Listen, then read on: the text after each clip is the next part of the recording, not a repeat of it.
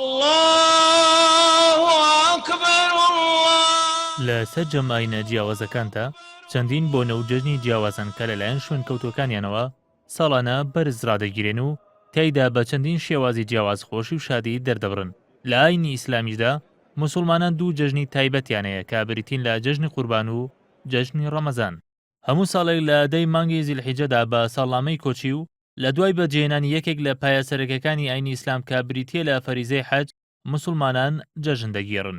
جەژنی قوربان لەوە سەرچاوی گرتووە کە ئیبراهیم پێغەمبەر لە خەودا لەلایەن خوداوە فەرمانی پێکرا ئیسماعیلی کوڕی سەر ببڕێ کە خوددا لە تەمەنی 80 ساڵیدا پێی بەخشی بوو. خۆشەویستی ئیبراهیم بۆ ئیسماعیل هێندە زۆر بوو کە مێژوو نووسان بە عشقی تاقانەی باوک بۆ کوڕ باسی لێوە دەکەن.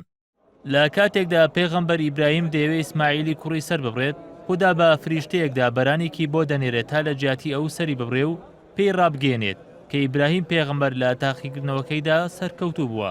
ئەوەش بۆ هۆی کۆتاییێنان بانێریتی سەربڕینی مرۆڤ کە لەوە پێش مرۆڤایەتی بە مەبەستی نزیکبوونەوە لە خوداوەندەکان کوڕ و کچەکانیان سەردەبڕی. لە دوایەوەشەوە خەڵکی لە جەژنی قورباندا سەردانی گۆڕستانەکانیان دەکرد بە مەبەستی لێخۆشبوون کە تاوەکو ئێستاش وەک نەریتێک ماوەتەوە.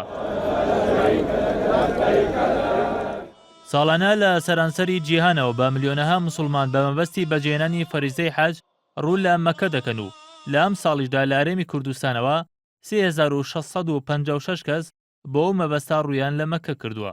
بە مەبەستی پاراستنی گیانی هاوڵاتیان و ڕێخستنی مەراسیمەکە ساڵانە ڕێوشوێنی ئەمنی تون لە شارەکانی مەکە و مەدینە دەگیرێنە بەر. ئەم ساڵیش 8,000 کامێرەی چاودێری دانراوە و 100,000 پۆلیس و هێزی ناوخۆ لە ناوچە جیاوازەکاندا بڵاو کراونەتەوە. بەرپرسانی سعودیە بۆ یەکەمین جار شێوازێکی نوێی بەڕێوەبردننی ئەو ڕێوڕسمیان گرتوۆتە بەر بۆی ڕێگری بکرێت لە دووبارەبوونەوەی دروستبوونی قەرەباڵغی زۆر و پاڵەپەستەوە کە بۆ هێوە ساڵی ڕابردوو 763 حاجی لە مینا گیانیان لەدەستدا. هەموو ساڵێک لە جەژنی قورباندا بەرگی کەعبە دەگۆڕێت کە نزیکەی 8 مانگی دەوێت تا ئامادە دەکرێت. بەرگەکە 700 کیلۆگرام ئاوریشم و 120 کیلۆگرام مس و ئاڵتونی تێدا بەکاردێنرێ و بری 5 میلیۆن و 700,000 دۆلاری ئەمریکی تێدەچێت.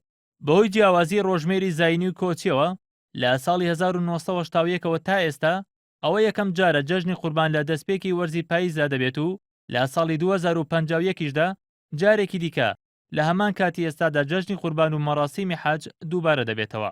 ئیندۆنیسیا یەکەم وڵاتە کە بە زۆرترین کەس لە ڕێوڕسمی حەجی ئەم ساڵدا بەشداری دەکا، بە دوای ئەویشدا پاکستان و هیندستان و بەنگلادیش دێن.